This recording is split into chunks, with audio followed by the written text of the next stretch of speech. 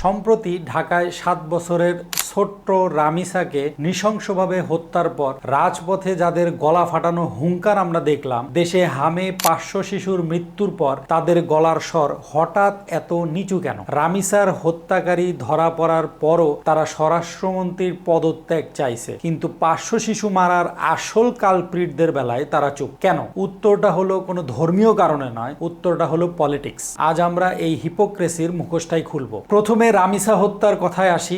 ঘটনাটা অত্যন্ত হৃদয় বিদারক। একজন সুস্থ মস্তিষ্কের মানুষ হিসেবে এই ঘটনার তীব্র নিন্দা জানানোর ভাষা আমার নেই, কিন্তু জামায়াতে ইসলামী এই ঘটনাটা নিয়ে যে পলিটিক্সটা শুরু করছে সেটা একটু খেয়াল করুন। পিতা ক্ষোভে দুঃখে বলছে আমি বিচার চাই না, বিচার হবে না, আপনারা বিচার করতে পারবেন।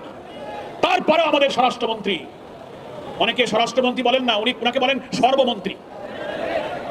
এত মানুষ কান্দে, এত মানুষের বিবেক জাগ্রত হয়, স্বরাষ্ট্রমন্ত্রীর বিবেক জাগ্রত হয় নাই।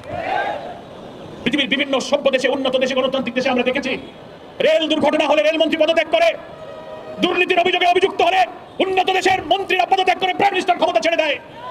স্বরাষ্ট্রমন্ত্রী আপনার সন্তান, আপনার পরিবারের এরকম চেহারার বাচ্চাদের চেহারা কি আপনার মনে পড়ে না? তারা রাজপথে নেমে সরাসরি স্বরাষ্ট্রমন্ত্রীকে দুষছে, বলছে মন্ত্রীর ব্যর্থতা। কিন্তু একটু লজিক্যালি চিন্তা করুন তো, একজন স্বরাষ্ট্রমন্ত্রী বা পুলিশ প্রধান কি দেশের প্রতিটা মানুষের বেডরুমে বা রাস্তার গার্ড হয়ে দাঁড়িয়ে থাকতে পারে? এরকম সাইকোপ্যাথিক বা হুট করে ঘটে যাওয়া পার্সোনাল লেভেলের ক্রাইম কি আগে থেকে প্রেডিক্ট করে থামানো পসিবল? রিয়েলিটি হলো রামিসার হত্যাকারীকে কিন্তু আইন শৃঙ্খলা রক্ষা বাহিনী খুব দ্রুততম সময়ের মধ্যেই গ্রেপ্তার করছে। তো এখন লজিক্যাল ডিমান্ড কি হওয়া উচিত ছিল? ডিমান্ড হওয়া উচিত ছিল খুনি ধরা পড়ছে, এবারে স্পেশাল ট্রাইব্যুনাল করে দ্রুততম সময়ে, মানে 1 বা 2 মাসের মধ্যে সর্বোচ্চ শাস্তি নিশ্চিত করুন, যাতে এটা একটা দৃষ্টান্ত হয়ে থাকে। কিন্তু না, তারা বিচারের চেয়ে বেশি ফোকাস করছে পলিটিক্যাল ব্লেম গেমের দিকে। বর্তমান সরকারের স্বরাষ্ট্রমন্ত্রীকে টার্গেট করা তাদের মূল লক্ষ্য। রামিসার বিচারটা এখানে একটা টুল মাত্র। আর এই দাবিটা যে কতটা ভণ্ডামি তা বুঝতে হলে আপনাকে তাকাতে হবে দেশের আরেকটা নীরব মহামারীর দিকে। গত কয়েক মাসে দেশে হামের প্রাদুর্ভাবে মারা গেছে অন্তত 500 শিশু। এটা হচ্ছে সরকারি ডাটা। এর বাইরে কত গেছে এটা আল্লাহ ভালো বলতে পারবে। রামিসা একটা জলজ্জান্ত শিশু ছিল, আর এই 500 জন শিশুও কিন্তু কারো না কারো সন্তান ছিল। আপনি হয়তো ভাবছেন ইসলামের নামে রাজনীতি করা দলগুলো নিশ্চয়ই এই 500 অবধ শিশুর মৃত্যুর প্রতিবাদে পুরো দেশ অচল করে দিচ্ছে, কিন্তু না। গত 19 মে জামায়াতে ইসলামী জাস্ট একটা প্রেস রিলিজ দিয়েছে, একটা নরম সুরের বিবৃতি, যেখানে তারা বলেছে প্রশাসনের উদাসীনতা, আমলাদের গাফেলতি। তারা বর্তমান প্রশাসনকে দুষছে, কিন্তু আসল কালপ্রিটকে, কার ভুলের কারণে আজ 500 মায়ের কোল খালি হলো, সেই নামটা তারা সুকৌশলে এড়িয়ে গেছে। ফ্ল্যাশব্যাক, বর্তমান বিএনপি সরকারের আগে 1.5 বছর ক্ষমতায় ছিল ডক্টর ইউনূসের অন্তর্বর্তীকালীন সরকার। ইউনিসেফ অন্তত 5 থেকে 6 বার চিঠি দিয়ে 10 বারের মতো মিটিং করে তৎকালীন ইউনূস সরকারকে সতর্ক করেছিল। তারা বারবার বলেছিল টিকা ফুরিয়ে আসছে, দ্রুত গ্লোবাল সাপ্লাই চেইন থেকে টিকা কিনুন। কিন্তু সেই সরকার কি করলো? তারা ইউনিসেফের প্রতিষ্ঠিত ও দ্রুতগামী সিস্টেম বাদ দিয়ে দেশীয় ওপেন টেন্ডার বা উন্মুক্ত দরপত্রের নামে এমন এক আমলাতান্ত্রিক জঞ্জাল তৈরি করলো যে দেশে সময় মতো টিকাই এলো না। From 2024 into 2025 into 2026 repeatedly warning. আমরা 2024, 25 এবং 26 সালেও টিকা সরবরাহ নিয়ে সরকারকে সতর্ক করেছি। অন্তর্বর্তী সরকারের স্বাস্থ্য উপদেষ্টার সঙ্গে আমাদের 10টির মতো মিটিং হয়েছে। তবে প্রাদুর্ভাব নিয়ে আমরা কিছু বলিনি, কারণ এটা আমাদের দায়িত্ব না। In any country, we would be ringing a bell saying warning, warning, warning, be careful.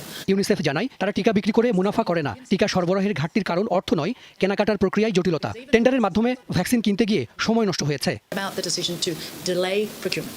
So the government চাহিদার 50% টিকা ওপেন টেন্ডারে কেনার সিদ্ধান্ত নিয়েছিল অন্তর্বর্তী সরকার। তারা যে কোনো পদ্ধতিতেই টিকা কিনতে পারে, তবে টিকার মতো জীবন রক্ষাকারী ওষুধ এই পদ্ধতিতে কেনাকাটার ঝুঁকি আছে। কোনো কারণে টেন্ডার বাতিল হলে তা সংকট তৈরি করবে। already at an outage point on several of the vaccines. জরুরি অবস্থায় যেখানে ইমার্জেন্সি প্রকিউরমেন্ট দরকার, সেখানে তারা বসে বসে ফাইলের পর ফাইল চালাচালি করলো। এই যে প্রশাসনিক ব্যর্থতা, এই যে পলিসি লেভেলের ডিজাস্টার, এইটার কারণেই কিন্তু হামের প্রাদুর্ভাবটা আউট অফ কন্ট্রোল হয়ে গেছে। রামিসার খুনি একজন ব্যক্তি, কিন্তু এই 500 500 শিশুর মৃত্যুর জন্য দায়ী তো একটা পুরা সিস্টেম, একটা সরকারের স্পেসিফিক পলিসি মেকিং ব্যর্থতা। তাহলে জামায়াত কেন এই স্পেসিফিক ব্যর্থতা নিয়ে রাস্তায় নামছে না? কেন তারা ইউনূসের নামটা মুখে নিচ্ছে না? এখানেই আসে আসল পাওয়ার গেম। 2024-এর গণ অভ্যুত্থানের পর গঠিত ইউনূস সরকারের অন্যতম বড় স্টেক হোল্ডার বা সমর্থক ছিল জামায়াত। এই সরকারের আমলে তাদের অনেক পলিটিক্যাল রিহ্যাবিলিটেশন হয়েছে। নিজেদের সমর্থন দেওয়া একটা প্রাক্তন সরকারের ইমেজ নষ্ট হোক, এটা তারা কোনোভাবেই চায় না। তাই তারা সেফ গেম খেলতেছে। তারা বর্তমান সরকারের স্বরাষ্ট্রমন্ত্রীকে খুনের দায়ে কাঠগড়ায় দাঁড় করাচ্ছে, কারণ তাতে বর্তমান বিএনপি সরকারকে চাপে ফেলা যায়। কিন্তু যখনই 500 শিশুর মৃত্যুর দায় তাদের প্রাক্তন মিত্র ইউনূস সরকারের দিকে যায়, তখনই তারা জাস্ট একটা বিবৃতি দিয়ে দায়িত্ব শেষ। ইসলাম ধর্মে স্পষ্টভাবে বলা আছে, একটি নিরীহ মানুষের জীবন বাঁচানো গোটা মানব জাতিকে বাঁচানো। রামিসার জীবনও যেমন দামি, এই 500 শিশুর জীবনও ঠিক ততটাই দামি। কিন্তু যখন প্র্যাকটিক্যাল পলিটিক্সের মাঠে 500 শিশুর জীবনের চেয়ে রাজনৈতিক মিত্রের ইমেজ রক্ষা এবং বর্তমান সরকারকে চাপে ফেলার কৌশল বেশি ইম্পর্টেন্ট হয়ে যায়, তখন সাধারণ মানুষ হিসেবে আমাদের মনে প্রশ্ন জাগে, এটা কি আসলেই ধর্মরক্ষা, নাকি স্রেফ সাধারণ মুসলিমদের ধর্মীয় সেন্টিমেন্টকে ইমোশনালি ব্ল্যাকমেল করে নিজেদের ক্ষমতা আর পলিটিক্যাল এজেন্ডা হাসিলের রাজনীতি? রামিসার হত্যাকারীর বিচার আমরা সবাই চাই, কিন্তু স্বরাষ্ট্রমন্ত্রীকে দুষে পলিটিক্যাল ফায়দা লোটার যে নাটক, সেইটারও অবসান হওয়া দরকার। আমাদের ডিমান্ড একটাই, রামিসার খুনিকে দ্রুততম সময়ে ফাঁসির দড়িতে ঝুলানো হোক। আর সেই সাথে যে পলিসি মেকারদের খামখেয়ালিপনার কারণে দেশে টিকা আসে নাই, যারা 500 শিশুর মৃত্যুর জন্য পরোক্ষভাবে দায়ী, তাদেরও জবাবদিহিতার আওতায় আনা হোক। আপনি যদি সত্যি ন্যায়ের পক্ষে থাকেন,